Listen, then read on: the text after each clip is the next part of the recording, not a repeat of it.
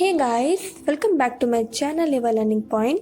आज के हम इस वीडियो में महा मॉक टेस्ट करने वाले हैं। आज के आपके थंबनेल से आपको पता चल गया होगा। तो आज हम टोटल 51 इम्पॉर्टेंट क्वेश्चंस को सॉल्व करेंगे, जिसमें हमारे टोटल 10 क्वेश्चंस जो होंगे बाल विकास के होंगे, 10 क्वेश्चन आपके पर्यावरण अध्ययन के होंगे, 10 आपके इंग्लिश के होंगे, 10 आपके हिंदी के होंगे एंड 10 क्वेश्चंस जो होंगे 11 क्वेश्चन जो होंगे आपके मैथ्स के होंगे। तो इससे आपके ओवरऑल 51 क्वेश्चन इस वीडियो में कराए जाएंगे, जो कि आपके एग्जाम के लिए बहुत ही इंपॉर्टेंट है और एक परफेक्ट प्रैक्टिस सेट आपको यहाँ पर मिल रहा है। तो चलिए स्टार्ट करते हैं हमारा आज का ये वीडियो। लेकिन सबसे पहला हमारा क्वेश्चन है कि विकासात्मक मनोविज्ञान में जीवन का अध्ययन किया जाता है गर्भकाल में, जन्म से जीवन पर्यंत या फिर किशोरावस्था। अब आप सोचिए यहाँ पे क्या राइट आंसर होगा।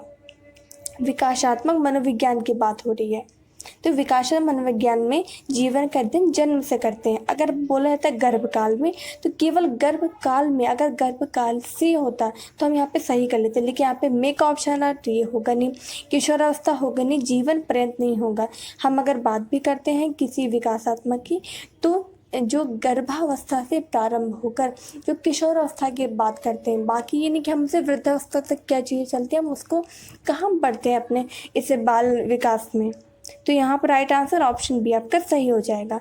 फिर क्वेश्चन में सेकंड कि मस्तकाधोमुखी एवं निकट से दूर का क्रम किस क्रिया का अंग है। आपके ऑप्शन सी है चेतना, विकास, विवृद्धि या फिर संशोधन। तो क्या राइट आंसर होगा। यहाँ पर मस्तकाधोमुखी यानी हमारे मस्तिष्क लेकर इसके अलावा हम नीचे तक यानी सिर से लेकर पैर की तरफ हमारा विकास होता है। ये कह सकते हैं निकट से दूर का विकास होता है। ये मैं आपको समझा चुकी हूँ बहुत ही अच्छे से, जिसे आपने सिर पादा मुख भी पढ़ा होगा। तो ये बेसिकली बात किसकी करता है, ये बात करता है आपका ऑप्शन बी विकास। ये हमारे विकास की बात हो रही है, क्योंकि विकास जो होता है निकट से दूर की तरफ, मस्तिष्क से हमारे नीचे की ओर होता है। अब बढ़ते हैं क्वेश्चन नंबर थर्ड की तरफ कि लड़का के पैदा होने के लिए उत्तरदायी क्रोमोसोम्स कौन सा है, XX, XP, XY या फिर CX। तो राइट आंसर क्या होगा, आप सभी को पता होगा। लड़के के पैदा होने के लिए XY जो क्रोमोसोम्स हमारे जरूरी होते हैं, जबकि लड़की के पैदा होने के लिए XX जरूरी होते हैं। तो यहाँ पर राइट आंसर आपका ऑप्शन सी सही हो जाता है। बढ़ते अगले क्वेश्चन की तरफ, बहुत ही फटाफट हम क्वेश्चन को सॉल्व करते जाएंगे। क्वेश्चन नंबर 4 में है कि प्राकृतिक पर्यावरण में सम्मिलित होता है वंशानुक्रम, जैव अजैव, परिवार या फिर पशु। तो क्या राइट आंसर होगा। यहाँ पर देखिए पर्यावरण के कई सारे प्रकार होते हैं, तो जिसमें से प्राकृतिक पर्यावरण का भाग होगा ऑप्शन बी। प्राकृतिक पर्यावरण में जैव और अजैव दो चीज़ें शामिल होती हैं। जैव जिसमें कि हमारे जैसे पेड़ पौधे आ जाते हैं और जीव जंतु आ जाते हैं, मनुष्य आ जाते हैं, जबकि अजैव में हमारे जो पत्थर हो गया, मिट्टी हो गई, वायु हो गए, ये सारी चीज़ें आ जाती हैं। पढ़ते हैं क्वेश्चन नंबर 5 की तरफ। क्वेश्चन नंबर 5 में बोला जा रहा है कि निम्न में से कौन सा सीखने के नियम में सम्मिलित नहीं है। आपके ऑप्शन सी है अभ्यास, तत्परता, खेल या फिर प्रभाव। यहाँ बात सीखने के नियमों की हो रही है और मैंने आपको थॉर्नडाइक के जो सिद्धांत दिए थे, पूरा कंप्लीट वीडियो आपको थॉर्नडाइक का समझाया हुआ। अगर आपने नहीं देखा है तो आप उसे जरूर चैनल पर जाकर देख लीजिए। तो राइट आंसर यहाँ पर होगा ऑप्शन सी। खेल कोई नियम नहीं है, प्रभाव का नियम है, तत्परता का नियम है, अभ्यास का नियम है। और ये थॉर्नडाइक के जो मूल नियम थे या प्राथमिक नियम थे उसके पार्ट्स हैं। अब बढ़ते हैं क्वेश्चन 6 की तरफ कि शैशवावस्था मानव विकास की प्रमुख अवस्था है। आपके ऑप्शन दिए हुए हैं प्रथम, द्वितीय, तृतीय या फिर चतुर्थ। शैशवावस्था मानव विकास की कौन सी अवस्था होगी, आप बताइए। तो राइट आंसर क्या होगा। शैशवावस्था प्रथम अवस्था होती है हमारे मानव विकास की। आप यहाँ पे गर्भावस्था को मत करिएगा, ठीक है। बढ़ते हैं क्वेश्चन नंबर 7 की तरफ कि बालक के व्यक्तित्व की नींव किस अवस्था में पड़ती है। शैशवावस्था, गर्भकालीन, बचपनावस्था या फिर इनमें से कोई नहीं। यानी बालक के अंदर व्यक्तित्व या एक पर्सनालिटी का जो डेवलपमेंट है कहाँ किस अवस्था से प्रारंभ हो जाता है, जिसमें नींव पड़ जाती है।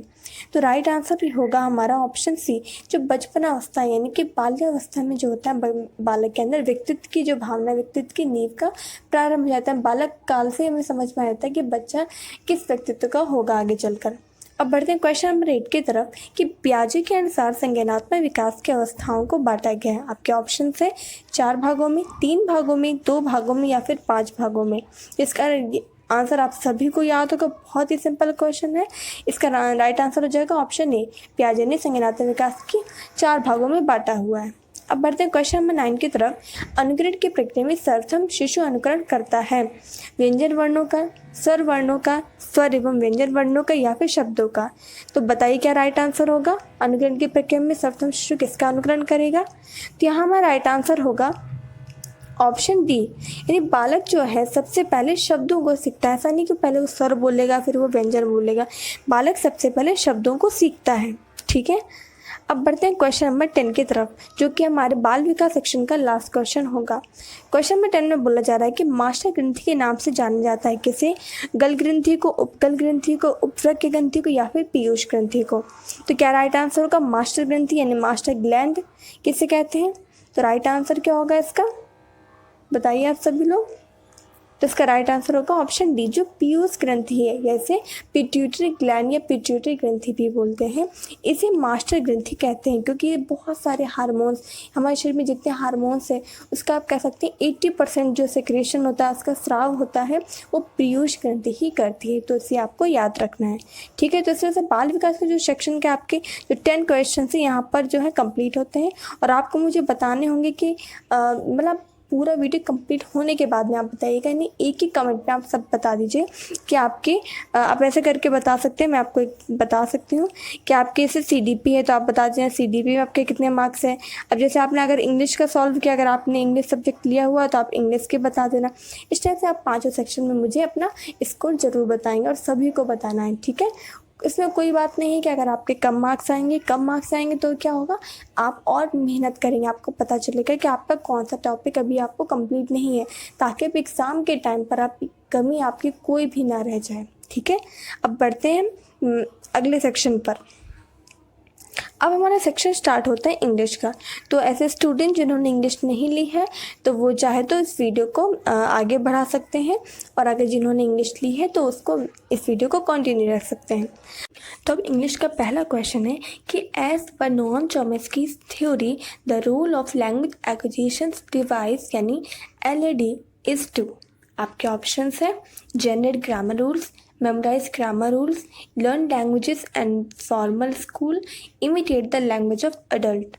तो क्या राइट आंसर होगा अकॉर्डिंग टू नॉर्म चॉम्स्की, बताइए। LAD का मतलब क्या होगा नॉर्म चॉम्स्की के अकॉर्डिंग। मैंने आपको नॉर्म चॉम्स्की से रिलेटेड काफ़ी कुछ बताया हुआ है इंग्लिश के वीडियो में। तो यहाँ राइट आंसर होगा आपका ऑप्शन डी, नॉर्म चॉम्स्की के अकॉर्डिंग कि जो बच्चे हैं वो अपने एडल्ट के लैंग्वेज को इमिटेट करके सीख जाते हैं, वो अपने आप उस लैंग्वेज को एक्वायर कर लेते हैं। ठीक है, तो यहाँ राइट आंसर आपका सही हो जाएगा। यहाँ पे जनरेट ग्रामर रूल्स ये चीज़ें बाद में आती है। तो यार 11 का ऑप्शन आपका ऑप्शन डी सही हो जाता है। बढ़ते अगले क्वेश्चन की तरफ। क्वेश्चन नंबर 12 बोला जा रहा है कि प्रेडिकेटोनियन terms of reading refers to. आपके ऑप्शन है using knowledge of subject matter for guessing the content and vocabulary, option b paraphrasing, C previewing, and the option D कि using prior knowledge of the subject and the ideas in text as clues to the meanings of unknown words। तो क्या right answer होगा option question number 12 का। सारे options आप एक बार फिर से पढ़ लीजिए। प्रेडिकेटोनियन का मतलब समझ लीजिए। एक तरह से अगर आप यहाँ पे देखें तो आप हिंट समझ सकते हैं। एक आपने एक वर्ड देखा होगा प्रेडिक्ट माना एक तरह से होता है भविष्यवाणी करना। तो भविष्यवाणी करने का मतलब कहने का मतलब है कि जब हम रीडिंग करते हैं, हम कुछ इंग्लिश रीडिंग करते हैं और उस टाइम पर हमें अगर मान लो किसी वर्ड की मीनिंग नहीं आ रही तो हम उस कॉन्टेक्स्ट से रिलेटेड या कह सकते हैं हम अपने पीरियड नॉलेज से उस सब्जेक्ट की पीरियड नॉलेज से नॉलेज कि अगर ये सी चीज़ें हो सकता है कि इसका अर्थ ये हो सकता है, इसकी मीनिंग ये हो सकती है, तो हम उससे आइडिया लगा लेते हैं, हमें क्लू मिल जाता है। तो यहाँ राइट आंसर जो होगा ऑप्शन डी आपका सही हो जाएगा। तो यहाँ पे आपने कैसे जाना, यहाँ पे प्रिडिक्ट से आप इससे राइट आंसर समझ सकते हैं। फिर क्वेश्चन नंबर 13 कि diphthongs are also known as semi vowels, pure vowels with weak sound या फिर ग्लाइड वोवेल्स। ये बहुत ही इंपॉर्टेंट क्वेश्चन है और आपके सीटेट में कई बार पूछा भी जा चुका है। तो क्या राइट आंसर होगा डिप्थोरॉन्स का। तो राइट आंसर होगा आपका ऑप्शन डी ग्लाइड वोवेल्स, या फिर आपको कहीं पर हो सकता है ग्लाइड वोवेल्स की जगह आपको डबल वोवेल्स मिल जाए, यानी कि एक वोवेल और एक वॉवेल, जब दो वॉवेल एक साथ बोले जाए, तो अगर यानी कि ऐसा कुछ हम वर्ड बोल रहे हैं जब एक ही टाइम पे दो वॉवेल यूज़ किए जाए, या यानी कि वो वॉवेल्स ग्लाइड कर जाए, तो वहाँ राइट आंसर होगा। तो उन वॉवेल्स को क्या बोलते हैं? उन वॉवेल्स को डिप्थोंग्स बोलते हैं। इसे आप याद रखिएगा, डिप्थोंग्स यानी कि ग्लाइड वॉवेल्स, या कह सकते हैं double vowels at a time. अब क्वेश्चन नंबर 14 कि Yasmin, an English language teacher, gave her student group work to explore an area and asked them to find important notices and the names of places and streets to document them to write a report. So options are assignment, activity-based learning, peer work, or project work. What should be the right answer? Tell me, student. So the right answer is, आप इस question को दोबारा एक बार पढ़ लीजिए। यहाँ पर बहुत सारी चीज़ों की एक तरह से आप कह सकते हैं एक्टिविटी तो कराई जा रही है। असाइनमेंट में होता है कि आपको क्वेश्चन पेपर दिया जा रहा है, आपको असाइनमेंट मिल गया। पीयर वर्क मतलब केवल देख के चीज़ों को करना है। प्रोजेक्ट वर्क एक अलग हो जाता है, आपको कहीं घूमने जान दिया था, लेकिन यहाँ पर एक एक्टिविटी बेस्ड लर्निंग की बात हो रही है, यानी आप यहाँ पर राइट आंसर आपका ऑप्शन भी सही हो जाएगा, एक्टिविटी बेस्ड लर्निंग। अब बढ़ते हैं क्वेश्चन नंबर 15 की तरफ कि अब क्वेश्चन नंबर 15 में है कि मृदु Sunita while teaching a lesson on atoms from the science textbook gave her students activities based on the theme. The activities included vocabulary and debate on the uses of atomic energy. What is this strategy known as? Your options are language across curriculum, language in other subject, language in science, or language in through science. So what should be the right answer? Tell me, friends. Repeat this question. Read again. So the right answer is language across curriculum. यानी कि हमने जो language बच्चों को पढ़ाई है वो science से थ्रू लैंग्वेज नहीं पढ़ाई है। इसमें बोला अगर ऑप्शन डी आप करते तो क्या होता है, लैंग्वेज इन थ्रू साइंस, हमने साइंस में पढ़ाया है, यानी साइंस के टॉपिक को हमने इसमें पढ़ाया है। लेकिन नहीं, हमने यहाँ पे वोकैबुलरी डिबेट जो भी कराना है वो हमारे करिकुलम से रिलेटेड ही तो है। तो यह राइट आंसर आपका ऑप्शन ही सही हो जाता है। बढ़ते हैं क्वेश्चन नंबर 16 की तरफ। अब देखिए आपसे क्वेश्चन नंबर 16 में बोला जा रहा है कि while listening to a speech in English, sometimes we listen to basic unit of a sound, a syllable and a word, then a sentence and then a paragraph to decode the meaning of the complete speech. This mental process can be described as bottom-up approach, middle path approach, interactive model और top-down approach. आपको मैं ऐसे और भी question clear कर देती हूँ। जैसे बॉटम अप्रोच की बात की जाए कि हम बच्चों के क्या करें, पहले लेटर्स पढ़ा दें, फिर हम उनको वर्ड्स पढ़ाएं, वर्ड्स के बाद सेंटेंस मेकिंग। एक तरह से हम बॉटम यानी एकदम बॉटम से चीज़ों को हाई तक ले, अप के यानी ऊपर तक ले, छोटे से बड़े पे ले जा रहे हैं। या ऐसे डाउन टू टॉप के, क्या डाउन टू टॉप की बात आ जाए, बॉटम टू अप की बात आ जाए। इन दोनों का मतलब है कि आप छोटी चीज़ से लेकर बड़ी चीज़ तक चीज़ें समझा रहे हैं।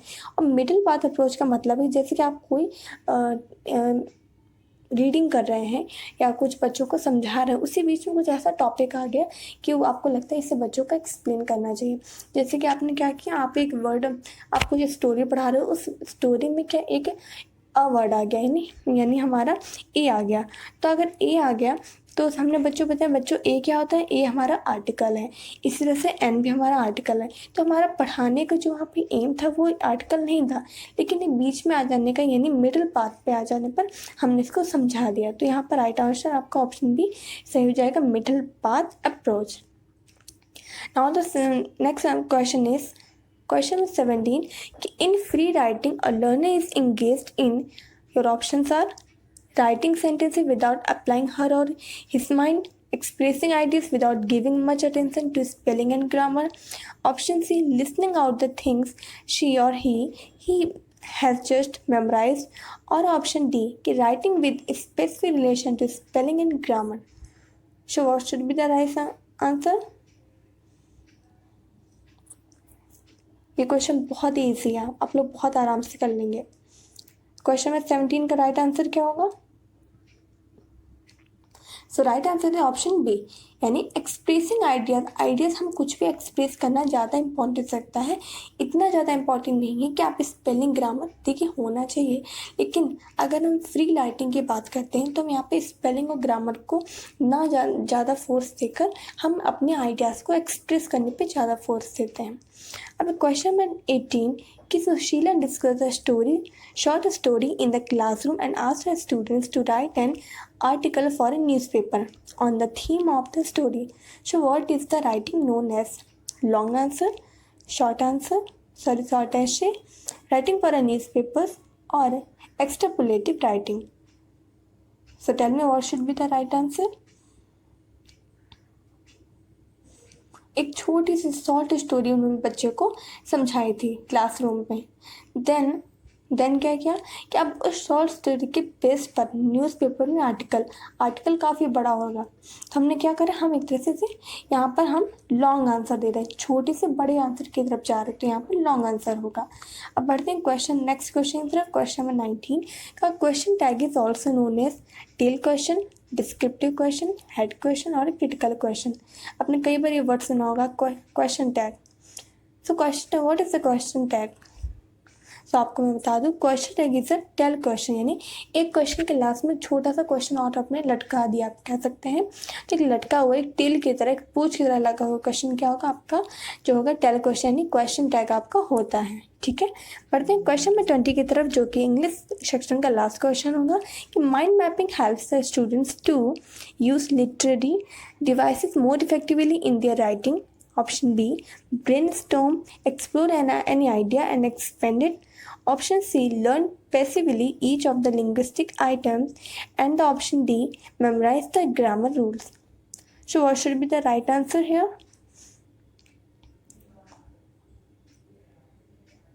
So the right answer is option B, brainstorm, explore an idea and expand it. Okay, mind mapping means क्या हुआ, हम माइंड मैपिंग करें, पहले से उस चीज़ को सोच रहे हैं, समझ रहे हैं। ब्रेनस्टॉर्म, ये सारे वर्ड्स जैसे हो गए, ब्रेनस्टॉर्म, माइंड मैपिंग, स्कैफोल्डिंग, ये सारी जो बहुत ही टफ, ये कह सकते हैं क्रिटिकल जो टर्मिनोलॉजी है हमारे सीटर, जो अक्सर आपके एग्जाम में पूछता है, मैंने आपको एक वीडियो में कंप्लीट भी कराई है, और उसकी टोटल 4 वीडियो आ चुके हैं, मास्टर वीडियो है इंग्लिश पेडागॉजी की। तो अगर आपको इंग्लिश पेडागॉजी में प्रॉब्लम होती है तो आपको वो 4 वीडियो ज़रूर देखने चाहिए, तो आप ज़रूर से देख लीजिएगा। ठीक है, बढ़ते हैं अगले क्वेश्चन की तरफ, यानी कि अब हमारे अगले सेक्शन की तरफ। तो आप इंग्लिश में भी मुझे अब ज़रूर बताएंगे कि आपका इंग्लिश में आखिर कितना स्कोर हुआ 10 में से। ओके, अब बढ़ते हैं अगले क्वेश्चन की तरफ। अब देखिए हमारा स्टार्ट हो जाता है मैथ्स का सेक्शन। अगर मैथ्स के सेक्शन की बात करें, क्वेश्चन नंबर हम देखकर बोला जा रहा है कि हरीश ने 18:40 बजे अपनी यात्रा शुरू की और 22:20 पर बजे आज समाप्त की, तो यात्रा पूरा करने में लिया गया समय कितना होगा? आपके ऑप्शन हैं 3 घंटे 20 मिनट, 3 घंटे 40 मिनट, 3 घंटे 80 मिनट या 4 घंटे 40 मिनट। बहुत ही सिंपल आंसर है, आपको बस जितने घंटे हो रहे हैं, यानी 18:40 से 22:20 के बीच जितने भी घंटे हो रहे हैं, आपको बस उन घंटों को देखना है। ठीक है, तो राइट आंसर आप देख लीजिए क्या होगा। राइट आंसर हमारा क्या होगा, सॉल्व करिए फटाफट, बहुत जल्दी से क्वेश्चन सॉल्व करिए। और आपको मैथ्स अगर मैंने बोली तो इसका मतलब आपको पेन पेपर लेके बैठना है। तो राइट आंसर क्या होगा? So the right answer is option B, यानी 3 घंटे 40 मिनट का समय हमारा निकल आएगा। ठीक है, अब बढ़ते हैं अगले क्वेश्चन की तरफ। अगला क्वेश्चन है क्वेश्चन नंबर 32 कि 200 मिलीलीटर और 300 मिलीलीटर माप वाले बर्तनों का उपयोग कर 2000 मिलीलीटर आयतन की एक बाल्टी भरना है। सो 200 मिलीलीटर और 300 मिलीलीटर के बर्तनों द्वारा क्रमशः बाल्टी भरने के लिए बर्तनों के निम्नलिखित संयोजनों से कौन सा सही नहीं है? आपका ऑप्शन सी है, तो आपको फटाफट सॉल्व करना है। और आपको याद होगा ये क्वेश्चन मैं आपको पहले भी करवा चुकी हूँ, बहुत ही सिंपल आइडियाज़ हैं। तो राइट आंसर क्या होगा? देखिए यहाँ पर बात हो रही है 2 बर्तन, आप अपना सॉल्व करिए, मैं आपको जिन्हें नहीं आता है वो इनको यहाँ पे धीरे धीरे समझाती हूँ। दो बर्तन है, ठीक है। एक बर्तन हमने मान ली ए है, एक बर्तन हमने मान लिया बी है। अब पहला बर्तन जो है ये मान लिया ये 200 मिलीलीटर का है, दूसरा बर्तन जो है हमारा है 300 मिलीलीटर का। अब बात ये हो रही है कि 200 मिलीलीटर के टोटल कितने बर्तन यूज़ करें और 300 मिलीलीटर के टोटल कितने बर्तन यूज़ करें, और फिर ताकि इतना अब इतने बर्तनों के हम ले लें कि जो हमारे 2000 मिलीलीटर के एक बहुत बड़ी बाल्टी है वो भर जाए। अब आपको संयोजन ये दिया हुआ है। अब आप सोचिए ये जो ऑप्शन दिए हैं इसका मतलब क्या है। इसका ऑप्शन ये है कि आप क्या करें कि 6 बर्तन आप ए के ले लो, 3 बर्तन, इसको दिखा देती हूँ आप ऐसे, यहाँ पे जो ऐसे दिए 2 बर्तन है, तो आप इसका मतलब ये है कि आप पहला वाला बर्तन की 6 ले लो और 300 मिलीलीटर वाले आप 3 ले लो। इसका मतलब कि आप पहला वाला जो बर्तन 1 ले लो यानी 200 मिलीलीटर वाला, और 300 मिलीलीटर वाला आप 6 ले लो। अब आप इसको क्या करना, आपको नॉर्मली सब चारों जो ऑप्शन है एक पर जल्दी जल्दी फटाफट पुट करके देख लेना है। तो जब आप इसे सॉल्व करेंगे तो आपका राइट आंसर कितना आएगा, आपका राइट आंसर आपका ऑप्शन भी सही हो जाएगा। यानी पहला वाला का आप जो है 200 मिलीलीटर आप एक बर्तन ले लो, तो यानी 1 गुणे 200 कर दें, प्लस दूसरा यानी 300 मिलीलीटर वाले आप 6 बर्तन यानी 6 गुणे 300 कर दें, ठीक है। अब आप जोड़ो, यहाँ पे कितना आएगा, यहाँ पर आ जाएगा 200, यहाँ पे 6 का 1800, 1800 200 टोटल हो जाएंगे 2000 मिलीलीटर। तो इससे राइट आंसर जो होगा क्वेश्चन नंबर 32 का ऑप्शन सेकंड सही हो जाएगा, ठीक है। बढ़ते हैं क्वेश्चन नंबर 33 की तरफ। क्वेश्चन नंबर 33 में बोला जा रहा है कि निम्नलिखित में से 7.9 इंटू 3.85 अपॉन 9.09 का सबसे अच्छा अनुमान कौन सा होगा। यानी अनुमान का लगभग ये वैल्यू किसके बराबर हो सकती है। देखिए 7.1 है, तो अभी देखिए केवल 0.1 की बात हुई तो आप इसे लगभग आप 7 बोलेंगे। अब 3.85 है, देखिए 3.85 का मतलब कि आधे से भी ज़्यादा निकल गया तो आप इसे 4 बोल देंगे, और 9.09 मतलब बहुत ही कम, आपके 9 से ज़्यादा निकल रहे तो आप कंप्लीट 9। तो इस तरह से आपका राइट आंसर जो का ऑप्शन थर्ड सही हो जाएगा, 7 इंटू 4 अपॉन 9। आपको समझ में आ गया होगा, यहाँ पर अनुमान्य लगभग की बात की जा रही है, ठीक है। 33 का ऑप्शन थर्ड सही हो जाता है। अब बढ़ते हैं नेक्स्ट क्वेश्चन की तरफ। मैथ्स के क्वेश्चन बोला जा रहा है कि यदि ग्रिड में छोटा वर्ग 4 वर्ग इकाई का है, यानी आपको जो ग्रिड दे रहा है ना ये छोटा सा, अगर आप ग्रिड की बात करें इतना छोटा सा, तो ये छोटा सा ग्रिड जो है 4 वर्ग इकाई या 4 वर्ग इकाई को क्या बोल सकते हैं। अब अगर मान ली सेंटीमीटर है तो ये क्या कहेंगे 4 सेंटीमीटर स्क्वायर का है। तो ग्रिड पर बनाए गए आयत का परिमाप क्या होगा। ये आपका आयत आपको दिख रहा होगा, यहाँ पे डार्क पेन से बना हुआ आयत। तो बोला जा रहा है इस आयत का परिमाप क्या होगा। तो आपको सभी लोग सॉल्व करिए। आपको जो एक वर्ग है उसका क्या दिया हुआ, उसका आपको तो क्या राइट आंसर होगा। आपको जो वर्ग दिया हुआ है इसका आपको क्षेत्रफल दिया हुआ है ना। वर्ग अगर दिया है तो मतलब क्या है, क्षेत्रफल है। तो अगर मान लीजिए एक वर्ग का क्षेत्रफल है आपका 4, वर्ग का क्षेत्रफल बेसिकली कितना होता है ए स्क्वायर, यानी भुजा का स्क्वायर होता है। ये है 4 की, तो आप भुजा निकाल सकते हैं ना, ए इक्वल टू 4, यानी वर्ग की एक भुजा जो है 4 है। सॉरी, वर्ग की भुजा कितनी निकली, वर्ग की भुजा निकल आई 2। अगर वर्ग की भुजा 2 है तो वर्ग का परिमाप कितना होगा।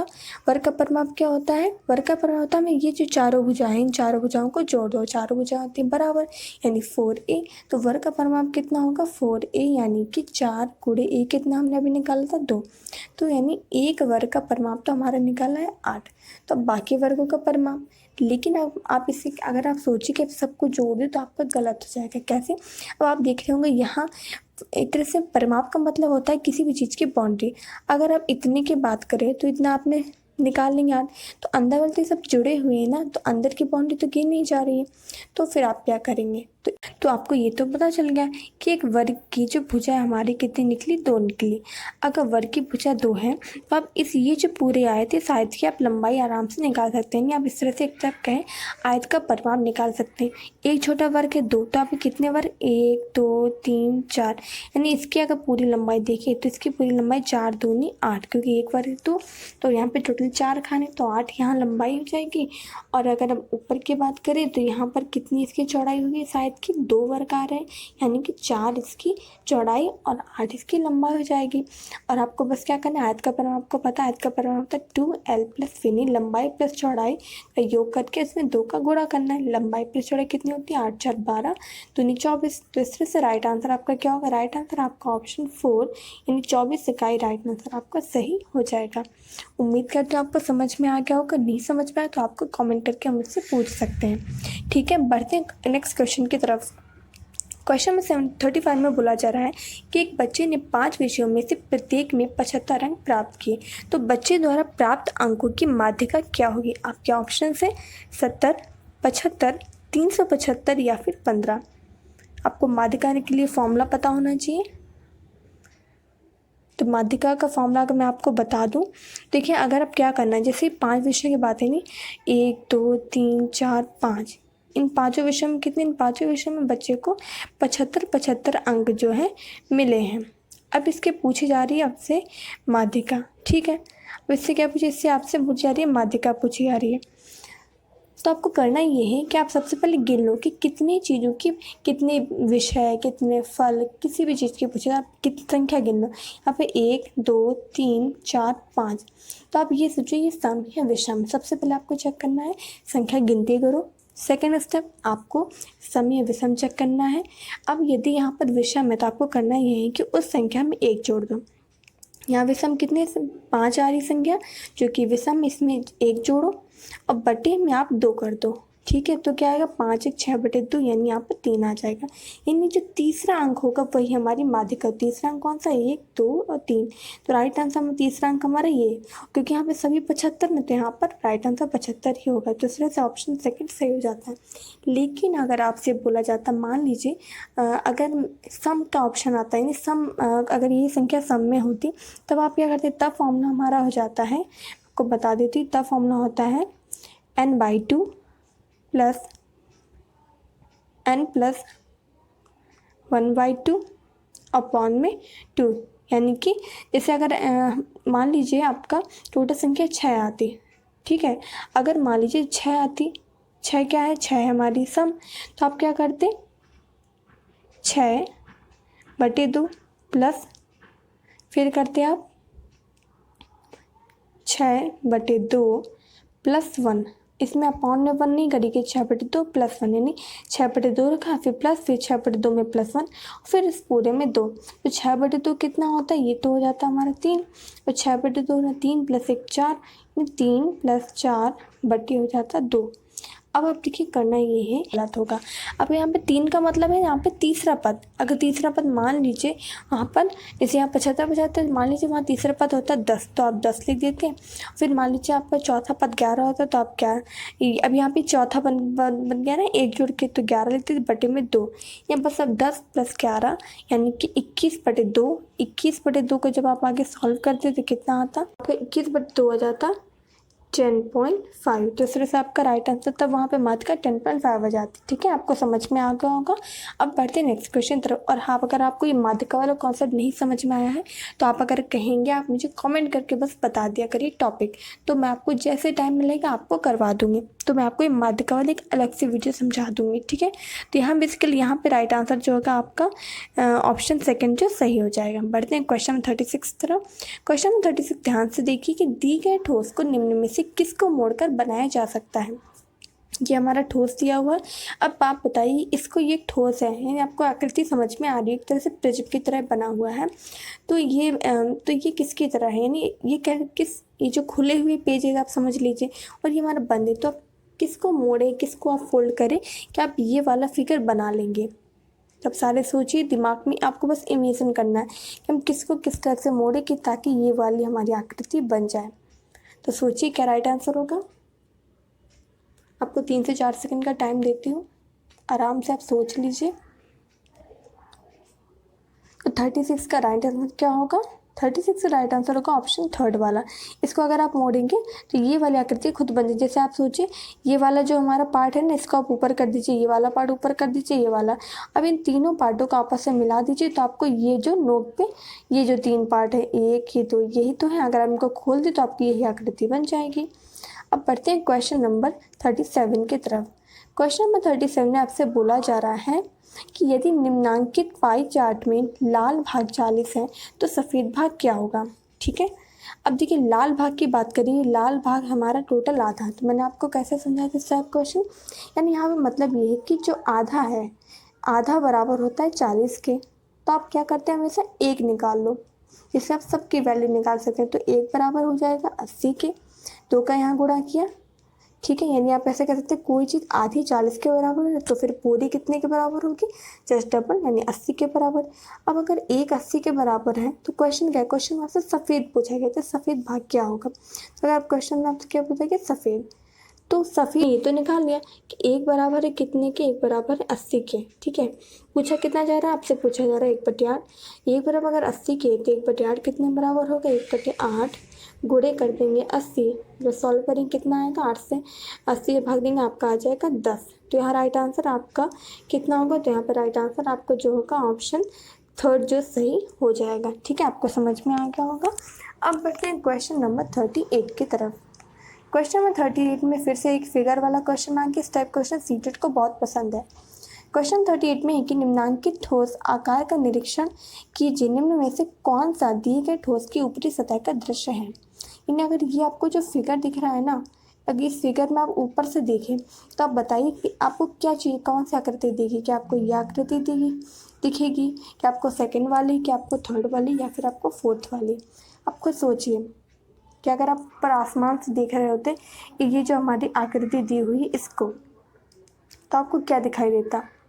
तो राइट आंसर क्या हो, राइट आंसर होगा ऑप्शन सेकंड। आपको खुद सोच के देखिए कि यहाँ पे 4 ऊपर से खंड बनने, लेकिन ऊपर से देखेंगे तो आपको ये खंड नहीं दिखेंगे, कौन सा ऊपर कौन नीचे, आपको सिर्फ केवल 4 ऊपर से दिखाई देंगे। तो राइट आंसर आपका ऑप्शन सेकंड सही हो जाता है। ठीक है, आपको समझ में आ गया होगा। अब बढ़ते हैं क्वेश्चन नंबर 39 के। अब हमारा क्वेश्चन नंबर 39 कि निम्नलिखित में से किसकी लागत अधिक होगी। आपके ऑप्शन है फर्स्ट सेकंड में दिए हुए कि 250 प्रति पैकेट वाले 200 पैकेट, यानी एक पैकेट की कीमत 250 रुपये, तो ऐसे 200 पैकेट आप खरीदें, या फिर 250 प्रत्येक वस्तु के 20 दर्जन खरीद लें।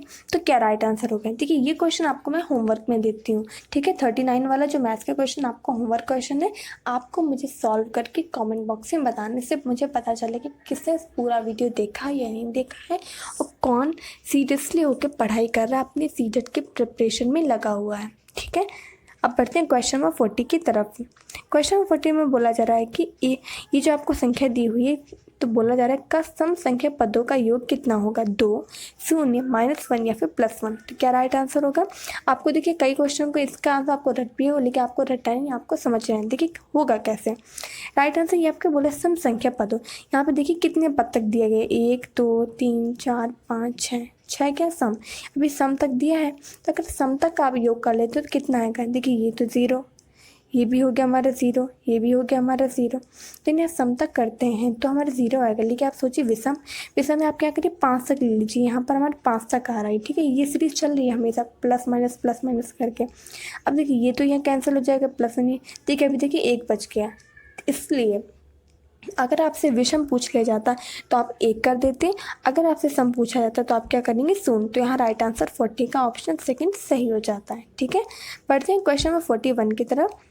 क्वेश्चन 41 में बोला जा रहा है कि प्राथमिक कक्षाओं में बच्चे गणित में क्या सीखते हैं, इसके आकलन का ध्यान किस पर नहीं होना चाहिए। ठीक है, बच्चे गणित सीखते हैं प्राथमिक कक्षा में, तो इसमें किस चीज़ पर हमें बहुत ज़्यादा फोर्स नहीं देना चाहिए। आपके ऑप्शन है तर्क कौशल का विकास, गणितीय अवधारणाओं को समझना, गणितीय भाषा का विकास, गणित की समस्याओं को जवाब देने में सटीकता। क्या राइट आंसर का ऑप्शन 41 का समझिए आप। यहाँ पे प्राथमिक कक्षा की बात की रही है तो ऑप्शन फर्स्ट तो आपका नहीं होगा, यानी प्राथमिक कक्षा में तर्क कौशल को विकास को इतनी ज़्यादा मात्रा नहीं दी जाएगी। अब बढ़ते हैं क्वेश्चन नंबर 42 की तरफ, जो कि मैथ के सेक्शन का लास्ट क्वेश्चन होगा।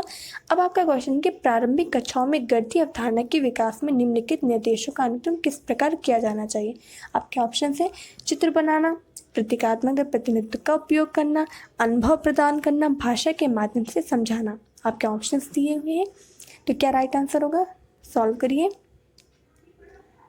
आपको एक क्रम तैयार करना है कि अगर आप किसी चीज़ को पढ़ाएंगे तो आप पहले क्या चीज़ करेंगे? तो यार राइट आंसर होगा कि पहले आप भाषा के माध्यम, पहले बच्चों को ओरली आप चीज़ों को मौखिक रूप से समझाना का प्रारंभ करेंगे। उसके बाद आप क्या, उसके बाद आप उन्हें थोड़ा अनुभव प्रदान कर देंगे, आप ये सब चीज़ें कैसे होती हैं। इसके बाद फिर आप क्या करेंगे, आप प्रतीकात्मक पद्धति का प्रयोग करेंगे और फिर लास्ट में आप श्यामपट्ट पर जाकर या ब्लैक बोर्ड पर जाकर चित्र को बनाएंगे और समझा देंगे। तो राइट आंसर जो होगा आपका ऑप्शन जो होगा वो 4 सही हो जाता है। ठीक है, 42 का 4th ऑप्शन सही हो जाता है। बढ़ते हैं अगले क्वेश्चन की तरफ, यानी अगले सेक्शन की तरफ। अब आपका आ जाता है पर्यावरण अध्ययन का सेक्शन। अभी आपका एक सेक्शन हिंदी का बचा हुआ है। और अगर आपको आज का वीडियो, आपको ये मेहनत पसंद आ रही है तो प्लीज़ वीडियो को ज़रूर लाइक करिएगा और अपने दोस्तों के साथ, जिनके साथ आपने बीएड या बीटीसी किया हुआ है, आप सीटेट की प्रिपरेशन कर रहे हैं, तो उनके साथ ज़रूर शेयर करिएगा। और आपको ये जो मास्टर वीडियो है ना, आपको हर संडे को मिलेगा, तो आप उसकी एक भी सीरीज मिस बिल्कुल भी मत करिएगा। ठीक है, आपको एक टाइम पे कह सकते हैं पेपर की प्रैक्टिस हो रही है, आपको 5 चैप्टर पूरे कराए जा रहे हैं। अब बढ़ते हैं अगले क्वेश्चन तरफ, जो कि ईवीएस का क्वेश्चन है। क्वेश्चन बोला जा रहा है कि निम्नलिखित में से कौन सी ईवीएस कक्षा में गतिविधि है या गतिविधियां हैं? श्यामपट्ट का उपयोग, चित्र पढ़ना, फील्ड भ्रमण या फिर ये सभी? तो क्या राइट आंसर होगा? यहाँ पे ईवीएस कक्षा की बात हो रही है, तो राइट आंसर क्या होगा? ऑप्शन 4, यानी सभी तीनों जो है ईवीएस की एक एक्टिविटी का पार्ट है। अब क्वेश्चन नंबर 89 कि पर्यावरण अध्ययन पाठ्यक्रम बच्चों की समग्र शिक्षा का कारण बन सकता है यदि यह है विषयगत, एकीकृत, समावेशी या फिर ये सभी? तो क्या राइट आंसर होगा? एक पर्यावरण का जो करिकुलम है, एक पाठ्यक्रम है, उस समग्र शिक्षा का कारण बन सकता है यदि हम इन तीनों पॉइंट्स को शामिल कर दें। तो यहाँ पर राइट आंसर ऑप्शन 4 सही हो जाएगा। ठीक है, अब बढ़ते हैं अगले क्वेश्चन तरफ। Question number 90।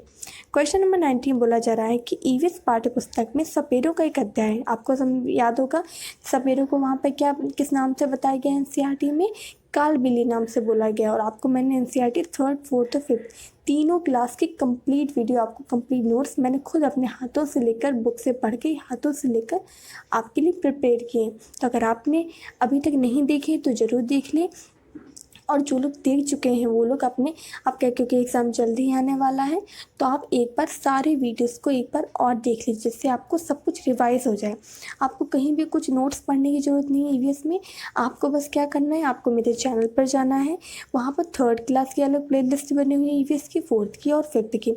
और बहुत ही छोटी छोटी वीडियो बनाए हैं, तो आप 2 दिन में, अगर आप चाहे तो अपनी पूरी ईवीएस को 2 दिन में कंप्लीट कर सकते हैं। एक दिन में आप अपने एनसीईआरटी नोट्स कंप्लीट कर लें, और एक दिन में जो मैंने कंप्लीट 13 वीडियो डाले हैं पैडागॉजी के, ईवीएस के, तो वो देख लीजिए एक दिन। आपके 2 दिन में कंप्लीट हो जाएगी, और मेरा इतना विश्वास है कि आपके 27-28 के नीचे नंबर नहीं आएंगे अगर आपने इतना कर लिया है। और साथ ही जितने मैंने पर्यावरण अध्ययन के टेस्ट कराए हैं वो सभी भी देखते जाइए। ठीक है, तो यहाँ पर बोला जा रहा है कि जो पाठ्य पुस्तक में सपेरों का एक अध्याय दिया हुआ है, तो इसका उद्देश्य बच्चों को जागरूक करना है और संवेदनशील बनाना है। किसके प्रति? अब वही आपके ऑप्शंस दिए हुए हैं कि पशुपालन आजीविका का अच्छा स्रोत है, यह एक अवैध कार्य है सपेरों के लिए क्योंकि बच्चे इन दिनों अक्सर उन्हें नहीं देखते हैं, या फिर ऑप्शन 4 कि सपेरे सांपों को नुकसान नहीं पहुंचा और उन्हें अपनी आजीविका से वंचित करने से पहले विकल्पों को प्रदान करने की आवश्यकता है। तो राइट आंसर क्या होगा? हम बच्चों को क्यों ये चैप्टर पढ़ाया था? तो राइट आंसर होगा ऑप्शन 4। ठीक है, अब बढ़ते हैं अगले क्वेश्चन की तरफ। अब अगला क्वेश्चन आपको देखिए क्रम पे ध्यान देना कि 136 आ रखिए, आपको मैंने सिलेक्टेड क्वेश्चन आपके तैयार किए हैं, इस वजह से आपको जो क्रम है ना क्वेश्चन का वो आगे पीछे हो सकता है, तो आप बस क्वेश्चन पे ध्यान दीजिए, क्वेश्चन नंबर पे नहीं। अब क्वेश्चन आपसे बोला जा रहा है कि ओजोन परत का अधिकतम ह्रास निम्न में से किस प्रकार हुआ है, किस पर हुआ है? भूमध्य रेखा पर, उत्तरी ध्रुव पर, दक्षिणी ध्रुव पर, या फिर इनमें से कोई नहीं? तो क्या राइट आंसर होगा? जो ओजोन परत का क्षय हो रहा है, दिन पे दिन ह्रास हो रहा है, हालांकि कुछ सालों में इसका जो ह्रास हो रहा था, जो हमारा होल बन चुका था ओजोन होल, तो वो काफ़ी हद तक अब कम हो गया है। तो राइट आंसर होगा ऑप्शन 3, जो हमारा दक्षिणी ध्रुव है, यानी हमारी पृथ्वी का जो दक्षिण हिस्सा आप कह सकते हैं, वो वहाँ पर ओजोन परत का जो सबसे अधिक ह्रास हुआ है। अब बढ़ते हैं क्वेश्चन नंबर 137 की तरफ कि इनमें से कौन सा भारत का मुख्य न्यायाधीश, प्रथम मुख्य न्यायाधीश था? हीरालाल कानिया, एम पतंजलि शास्त्री, मेहरचंद महाजन, या फिर SR दास? तो क्या राइट आंसर होगा? भारत के पहले मुख्य न्यायाधीश, तो तो आपको मैं बता दूं यहाँ राइट आंसर होगा ऑप्शन 1। जो हीरालाल जी कानिया हैं ये भारत के प्रथम मुख्य न्यायाधीश थे। ठीक है, बढ़ते हैं अगले क्वेश्चन तरफ। ये क्वेश्चन सभी को पता होगा कि रेड डाटा बुक किससे संबंधित है? विलुप्त के करीब जीव से, नदियों में प्रदूषण से, घटता भूगर्भ जल स्तर या फिर वायु प्रदूषण। तो क्या राइट आंसर होगा रेड डाटा बुक के बारे में? आप सभी को पता होगा। तो 138 का राइट आंसर हो जाएगा ऑप्शन ए, यानी विलुप्त के करीब जीव जो हैं ये रेड डाटा बुक से संबंधित हैं। रेड डाटा बुक में जो ऐसे जो विलुप्त होने वाले हैं, और याद रखिएगा ऐसे जो 40 वर्ष से नहीं देखे गए वो विलुप्त माने जाते हैं। ठीक है, तो वो रेड डाटा बुक में उन्हें सम्मिलित कर लिया जाता है, इनके बारे में लिख लिया जाता है। अब नेक्स्ट क्वेश्चन हम ईवीएस का देखते हैं कि लोकसभा और राज्यसभा की संयुक्त बैठक किसके द्वारा आहूत की जाती है, यानी बुलाई जाती है? संसद, राष्ट्रपति, लोकसभा अध्यक्ष या फिर राज्यसभा का सभापति। तो क्या राइट आंसर होगा? देखिए, लोकसभा और राज्यसभा की संयुक्त बैठक की अध्यक्षता की अगर बात करें तो लोकसभा अध्यक्ष करता है, लेकिन उनको बुलाने का काम जो है वो करता है राष्ट्रपति। तो यहाँ राइट आंसर ऑप्शन 140 का सेकंड हो जाएगा। अब बढ़ते अगले क्वेश्चन तरफ कि संविधान के किस भाग में पंचायती राज व्यवस्था संबंधी प्रावधान दिए गए हैं? भाग 3, भाग 9, भाग 6 या फिर भाग 4 में? तो क्या राइट आंसर होगा? देखिए, पंचायती राज व्यवस्था की अगर बात करें तो इसका जो प्रावधान है संविधान के भाग 9 में दिया गया है। तो याद रखिएगा ये क्वेश्चन अक्सर आपसे कॉम्पिटिटिव एग्जाम में पूछा जाता है। ठीक है, तो 141 का राइट आंसर ऑप्शन सेकेंड यानी कि भाग 9 में पंचायती राज व्यवस्था के बारे में बताया गया है। अब बढ़ते हैं नेक्स्ट क्वेश्चन तरफ कि 74वें संविधान संशोधन का संबंध किससे? राष्ट्रपति की शक्तियों से, ग्रामीण स्थानीय स्वशासन से, शहरी स्थानीय स्वशासन से या फिर संसद की शक्तियों से? क्या राइट आंसर होगा 74वें संविधान संशोधन?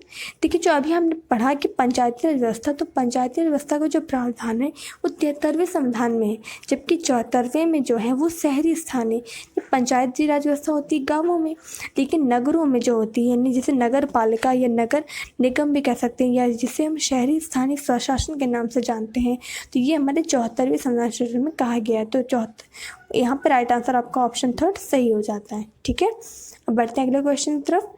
अब क्वेश्चन नंबर 143 में बोला जा रहा है कि किस गैस की वर्षा के पानी में घुलने से वर्षा का पानी अम्लीय हो जाता है? आपके ऑप्शन है carbon dioxide, hydrogen peroxide, nitrogen monoxide या फिर सल्फर डाइऑक्साइड।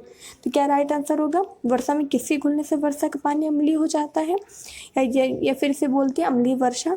तो राइट आंसर क्या होगा 143 का?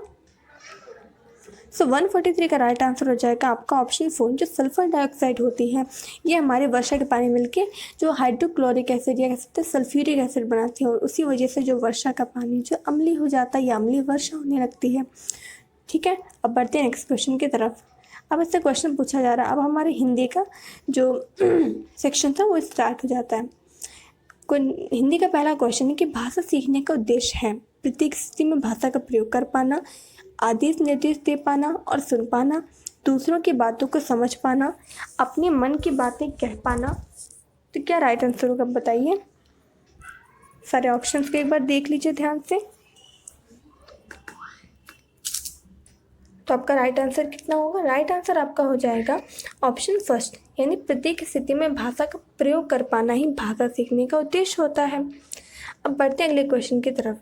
ये हमारे हिंदी के सारे क्वेश्चन हैं, तो आप ध्यान से देखिएगा और अपना स्कोर कमेंट पे बताना बिल्कुल ना भूलिएगा। ठीक है, अब बढ़ते हैं क्वेश्चन नंबर 98 की तरफ कि बच्चों के भाषाई विकास में समाज की महत्वपूर्ण भूमिका होती है। यह विचार किसका है? पियाजे का, स्किनर का, चॉम्स्की का या फिर वाइगोत्स्की का? तो क्या राइट आंसर होगा? बच्चों के भाषाई विकास, बच्चों को जो भाषाई विकास है वो समाज के बाहर नहीं हो सकता है ना। तो ये बात कही किसने थी? ये बात कही थी, ये जो विचार था ये विचार था वाइगोत्स्की का, यानी ऑप्शन 4 आपका सही हो जाता है। ठीक है, तो यहाँ पर ऑप्शन 4 सही हो जाएगा। ठीक है, अब बढ़ते हैं नेक्स्ट क्वेश्चन। क्वेश्चन है कि विद्यार्थियों का भाषाई विकास समग्रता से हो सके इसके लिए सबसे उपयुक्त अनुशंसा होगी शब्दकोश एवं विश्वकोश के प्रयोग की, भाषा प्रयोग की, विविध अवसरों की, स्वतंत्र एवं व्यापक आकलन की या फिर सर्वोत्कृष्ट पाठ्य पुस्तक होगी। तो क्या राइट आंसर होगा? अगर विद्यार्थियों का हमें यहाँ पर भाषाई विकास जो है समग्रता से करना है तो हमें क्या करना चाहिए? तो राइट आंसर क्या होगा? आप में से कई से लोग जो होगा ऑप्शन सेकंड को चूज़ कर रहे होंगे, लेकिन यहाँ पर राइट आंसर जो होगा ऑप्शन 3 होगा, सतत एवं व्यापक आकलन की बात होगी। ठीक है, अब बढ़ते हैं क्वेश्चन नंबर नेक्स्ट क्वेश्चन तरफ। लिखन भाषा का प्रयोग केवल प्रतिवेदन लेखन के लिए होता है, कार्यालय कार्यों के लिए होता है, अपनी अभिव्यक्ति के लिए किया जाता है, या फिर ऑप्शन 4 कि केवल साहित्य सृजन के लिए किया जाता है। तो राइट आंसर क्या होगा? हम लिखित जो भाषा है उसका प्रयोग क्या, ये जो आपके ऑप्शन दिए कि लेखन बस में करते, क्या नॉर्मली हम ये चीज़ें लिखते हैं? तो राइट आंसर बेसिकली आपको बेटर ऑप्शन बनता है ऑप्शन 3, हम अपनी अभिव्यक्ति के लिए करते हैं। अब वो अभिव्यक्ति चाहे साहित्य सृजन के रूप में हो, प्रतिवेदन लेखन के रूप में, या कार्यालय के रूप में हो। ठीक है, तो यहाँ पर राइट आंसर ऑप्शन 3 सही हो जाता है। बढ़ते हैं अगले क्वेश्चन की तरफ। अब नेक्स्ट क्वेश्चन आपसे बोला जा रहा है कि भाषा की कक्षा में भाषाई खेलों का आयोजन मुख्यतः, आपके ऑप्शन दिए हैं, भाषा सीखने की प्रक्रिया में स्वाभाविकता लाता है, आकलन का काम करता है, रोचकता और जोश लाता है, या फिर ऑप्शन 4 कि अध्यापक के काम को सरल बनाता है। तो क्या राइट आंसर होगा? हम क्लासेस में बहुत सारे भाषाई खेल करते हैं, लैंग्वेज प्ले करते हैं, तो राइट आंसर होगा क्या? बेसिकली होता है भाषा के संबंध में हम खेल करवाते हैं तो उसका काम ये कि रोचकता, बच्चों में थोड़ा जोश आए, रोचकता आए, बच्चे इंटरेस्टेड हो। अब बढ़ते हैं क्वेश्चन नंबर 102 की तरफ कि कविता कहानियों पर चर्चा करने पर एवं प्रश्न पूछने का उद्देश्य क्या होता है। बच्चों की जब कविता कहानी सुनाते हैं तो उसमें चर्चा और प्रश्न में बीच में पूछते आते हैं, तो उसका हमारा उद्देश्य क्या होता है कि भाषा की विभिन्न छटाओं का अनुभव प्रदान करना, कल्पनाशीलता का पोषण करना मत, भाषा सीखने का आकलन करना मत, या फिर साहित्य के प्रति बच्चों की रुचि को जागृत करना होता है। तो क्या राइट आंसर होगा? ध्यान से देख लीजिए। ठीक, जब भी कविता कहानी अगर आपसे बात आ जाती है तो यहाँ पर राइट आंसर ऑप्शन सेकंड जाता है, कल्पनाशीलता और पोषण का। अगर आप सोचिए कि भाषा विभिन्न छटा, तो यहाँ पहली बात बोल दी गई कि कविता कहानी, यानी यहाँ पे केवल गद्य के रूप में, यहाँ पे कविता की, यहाँ पर कह सकते हैं कि अब निबंध वाली जो चीज़ें होंगी वो तो यहाँ पे आ नहीं रही हैं, है ना, और भी सारी जो शाखाएँ हैं ना, तो इसलिए यहाँ पे जब भी कविता कहानी की बात है तो कल्पनाशीलता की बात ज़्यादा बेटर होती है। तो यहाँ पर राइट आंसर ऑप्शन सेकंड सही हो जाता है। ठीक है, पढ़ते हैं नेक्स्ट क्वेश्चन तरफ कि भाषा का अस्तित्व एवं विकास किसके बाहर नहीं हो सकता। अभी मैंने आपको ये चीज़ समझाई थी, परिवार, साहित्य, समाज या फिर विद्यालय। तो कि भाषा का जो अस्तित्व, जो विकास, वो समाज से ही है। समाज में विभिन्न भाषाओं का उद्भव होता है और समाज में हर तरह का विकास भी होता है। अब बढ़ते हैं नेक्स्ट क्वेश्चन तरफ कि किसी समावेशी कक्षा में कौन सा कथन भाषा शिक्षक के सिद्धांतों के अनुकूल है। प्रिंट समृद्ध माहौल भाषा की सीखने में मदद करता है, बच्चे अपने अनुभव के आधार पर भाषा के नियम नहीं बना पाते हैं, भाषा विद्यालय में रहकर अर्जित की जाती है, या फिर ऑप्शन 4 कि व्याकरण के नियमों का ज्ञान भाषा विकास की गति त्वरित करता है। तो क्या राइट आंसर होगा?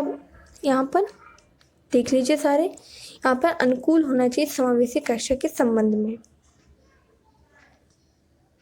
सारे ऑप्शन आप आराम से पढ़ लीजिए। तो राइट आंसर क्या होगा? तो राइट आंसर आपको होगा ऑप्शन सेकंड, बच्चे जो अपने अनुभव के आधार पर भाषा के नियम नहीं बना पाते हैं। भाषा के बेसिकली जो भाषा के नियम होंगे वो एक तरह से आप स्कूल में बेटर वे से सीख पाते हैं।